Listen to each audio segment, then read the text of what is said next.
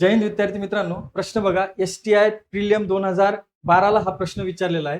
3 क्रमवार समसंख्यांची बेरीज 126 आहे, तर सर्वात लहान व सर्वात मोठ्या संख्येतील फरक किती, असा प्रश्न तुम्हाला विचारलेला आहे. मित्रांनो, जेव्हा जेव्हा तुम्हाला क्रमवार समसंख्यांच्या बाबतीतला असा प्रश्न विचारला जाईल, तेव्हा या प्रश्नाचं उत्तर प्रत्येक वेळी तो फरक जो असणार आहे तो 4च असणार आहे. बघा, या ठिकाणी काय सांगितलं की 3 क्रमवार समसंख्या. मग तुम्ही कुठल्याही समसंख्या घ्या. समजा 12, 14 आणि 16 या 3 क्रमवार समसंख्या जर आपण घेतल्या, तर यातला फरक किती असणार आहे बघा.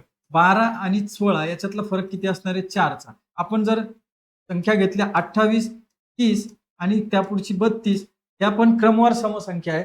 या सर्वात लहान संख्या किती आहे? 28. सर्वात मोठी संख्या किती आहे? 32. याच्यातला फरक किती आहे? तर 4चा. तुम्ही आणखी एखादं उदाहरण घेतलं 48, 50 आणि 52. बघा, तिन्ही क्रमवार समसंख्या आहे. 48 लहान आहे, 52 मोठी आहे, तर याच्यातला फरक 48 आणि 52 मधला 4च आहे. म्हणजे हा प्रत्येक वेळी तुम्हाला फरक 4च असणार आहे. त्यामुळे याला पेन सुद्धा उचलायची गरज नाही. आता या प्रश्नाचं उत्तर आपण शोधूया. कसं आहे? बेरीज किती दिली आपल्याला? 126. किती संख्यांची? 3 क्रमवार समसंख्यांची. मग आता 126 ला 3 ने भाग दिला तर आपल्याला मधली ती संख्या मिळून जाईल, समसंख्या.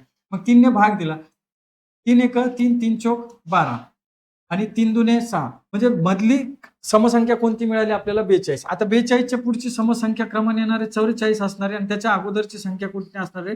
तर 40 असणार आहे. आणि सर्व लहान संख्या कोणती याच्यात? 40. मोठी संख्या किती आहे? 44.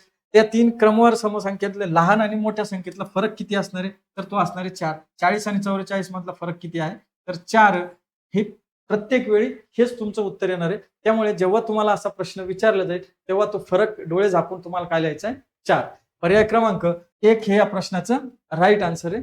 विद्यार्थी मित्रांनो, हा व्हिडिओ आणि ही ट्रिक जर आवडली असेल तर व्हिडिओला लाईक करा, शेअर करा आणि चॅनलला सबस्क्राईब करा. धन्यवाद विद्यार्थी मित्रांनो.